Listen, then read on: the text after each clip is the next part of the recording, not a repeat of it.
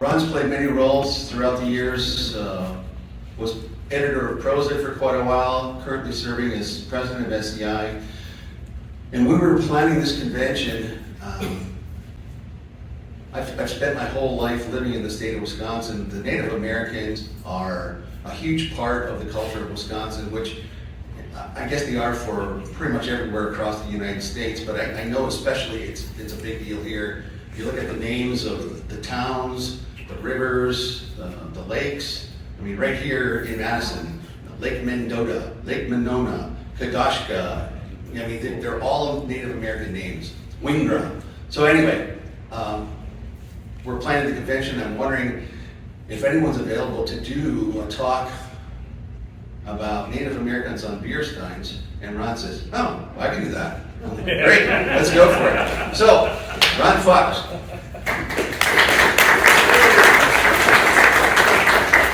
Well, good morning.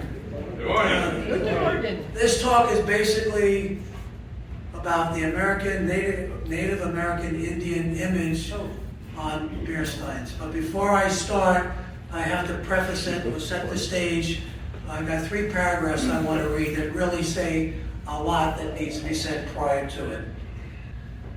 There's not much more I can say. You know, the settlers came here and they left the East Coast and the Midwest, and they were moving to the West Coast. You know, they got on wagon trains, and unfortunately the territory that they crossed was territory where the Indians lived for centuries.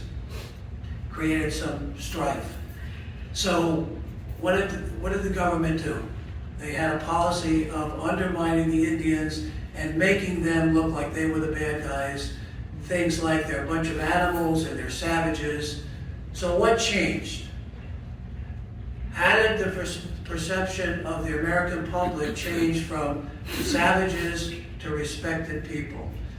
There was a photographer by the name of Edward Curtis that was in the Northwest, and he took a bunch of photos of the Indian tribes up there, and he posted them into a photographic contest out there, and he won first place.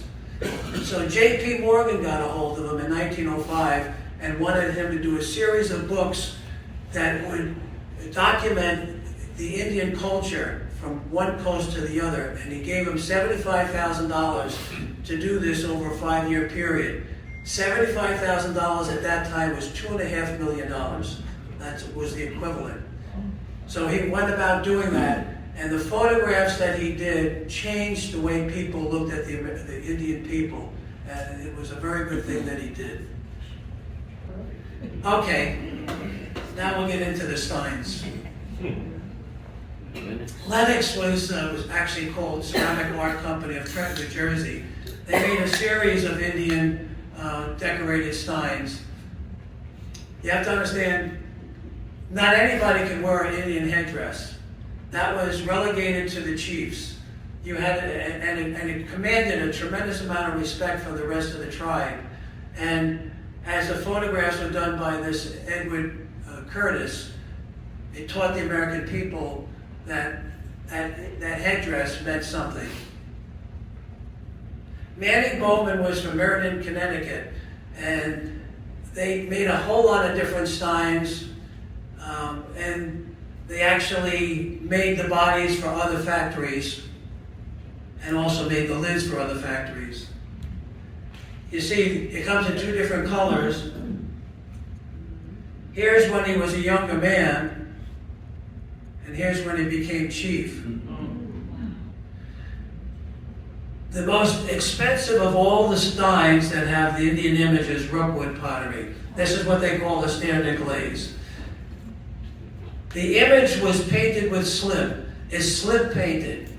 When you take clay and you liquefy it, and then you add metallic oxides to it, it gives you color. So they would sit there with a tray with little pots on it. Each pot would be a different color.